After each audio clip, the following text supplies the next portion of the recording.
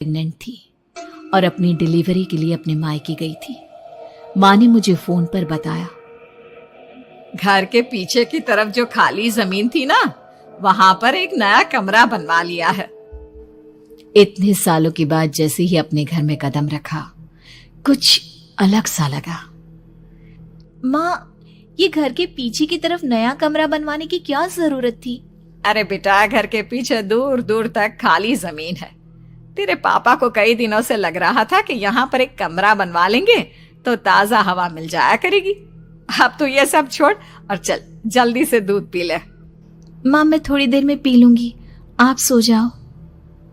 मैंने दूध का गिलास उठाकर उस खिड़की में रख दिया। पता नहीं कब आंख लग गई। अचानक से खिड़की के पल्लों के खड़कने की तेज आवाज आई। दूध का गिलास धड़ाम से जमीन पर आ गिरा। जमीन पर गिरते ही दूध का रंग लाल हो चुका था। मैंने खिड़की से झांक कर बाहर देखा। चारों तरफ धूप अंधेरा था। उस अंधेरे की तरफ से कुछ आवाजें आ रही थी, जैसे छोटे बच्चे आपस में खिलखिलाकर मस्ती कर रहे हो।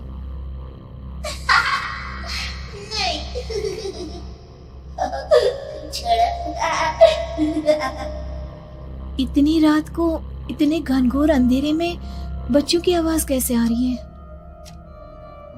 घड़ी में वक्त देखा तो ठीक 12 बजे थे। देखकर मैं सन्न रह गई। बुरी आत्माओं और भूतों की कई कहानियां मैं सुन चुकी थी। वक्त भी कुछ ऐसा ही था। ऊपर से मैं प्रेग्नेंट। सुना था कि ऐसे वक्त में अक्सर बुरी आत्माएं औरतों का पीछा करती है, तो क्या मेरे पीछे भी? पसीने से तरबतर बड़ी मुश्किल से, जैसे कांपते हाथों से मैंने उस खिड़की को बंद किया। जल्दी से जल्दी उस कमरे से बाहर निकलकर माँ के पास जाने के बारे में सोचा, लेकिन जैसे ही दरवाजे की तरफ पलटी, लगा कोई साया हवा की स्पीड से दरवाजे के सामने से गुजर गया। मेरे गले में अटक कर रह गई। मैं जोर से चीख कर माँ को बुलाना चाहती थी, लेकिन वो आवाज खुद मेरे कानों तक नहीं पहुंच पा रही थी। तो माँ तक कैसे पहुंचती? खिड़की के पल्ले एक बार फिर तेज हवा के झोंके से धड़ाम करके खुल गया और पूरी ताकत से मैं चीख पड़ी। जानती थी मेरी चीख की आवाज सुनकर कुछ ही सेकंड में माँ वहां पहुंच जाएगी, लेकिन ऐसा कुछ हुआ ही नहीं। मेरा कलेजा डर के मारे फटा जा रहा था। आखिर माँ ने मेरी आवाज क्यों नहीं सुनी? इतनी गहरी नींद में तो माँ कभी नहीं सोती। ठीक पीछे खुली हुई वो खिड़की। मुझ में इतनी ताकत नहीं बची थी कि मैं पलटकर उस तरफ देख भी सकूं। हवा का एक सनसनाता हुआ झोंका उसी वक्त मेरे कानों से आकर टकराया। लगा जैसे किसी ने दबी हुई आवाज में धीरे से मुझसे कहा, चली जाओ यहाँ से। मैंने दोनों हाथ अपने कानों पर रख लिए और एक बार फिर ताकत लगाकर जोर से चीखने की कोशिश की। माँ!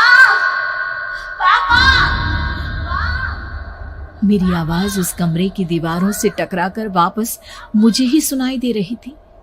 जितनी ताकत के साथ मैंने चीखने की कोशिश की थी, कुछ ही देर बाद उससे कहीं ज्यादा तेज और दर्दनाक चीख मुझे सुनाई देने लगी। ये आवाज ठीक मेरे पीछे खिड़की से आ रही थी। वो आवाज मेरे कानों में पिघलते हुए लोहे की तरह गिर रही थी। उन आवाजों में हैवानियत थी। वो आवाजें किसी इंसान की नहीं है, इतना मैं समझ चुकी थी। कांप रहे हाथों से मैंने अंधेरे में कुछ ढूंढने की कोशिश की। तभी अचानक मेरा हाथ बेड पर रखी टॉर्च पर पड़ा। किसी तरह ताकत लगाकर टॉर्च का बटन ऑन किया, लेकिन ये क्या? सामने दरवाजे पर 3 छोटी लड़कियां खड़ी हुई थी। उनके हाथ में स्टील के चमचमाते हुए चाकू थे। मैं घबराकर लड़खड़ाई और पीछे की तरफ हटी, लेकिन तब तक वो मेरे पास आ चुकी थी। उनकी गर्दन टेढ़ी थी और उनके हाथों के वो चाकू मेरे पेट को निशाना बनाने को तैयार। मैं जोर से चीखी, नहीं, छोड़ दो मेरे बच्चे को, मत मारो, मत मारो, छोड़ दो मेरे बच्चे को। सोनाली, क्या हुआ बेटा? तू इतनी डरी हुई क्यों है? उठ बेटा, क्या हुआ? हड़बड़ाकर मैंने अपनी आंखें खोली। देखा तो दिन निकल आया था। माँ मुझे जगा रही थी। मेरा चेहरा पूरा पसीने से लथपथ था। क्या हुआ बेटा, तुमने कोई बुरा सपना देखा क्या? मैं अभी तक अपने पूरे होश में नहीं थी। वो मेरे बच्चे को मार देगी माँ। वो लड़की मेरे बच्चे को। मैंने घबराकर अपने पेट को छुआ। सब कुछ ठीक था। और वो दूध जो रात को यहाँ पर गिर गया था, उसका रंग लाल हो गया था। माँ ने हंसते हुए दूध का गिलास मुझे दिखाया। तुमने दूध पिया ही नहीं, पूरा का पूरा ऐसे ही रखा हुआ है। तुमसे कहा था ना सोनाली, सेहत के लिए लापरवाही ठीक नहीं बेटा। लेकिन मैंने तो सब कुछ अपनी खुली आंखों से देखा था। ये सपना कैसे हो सकता है?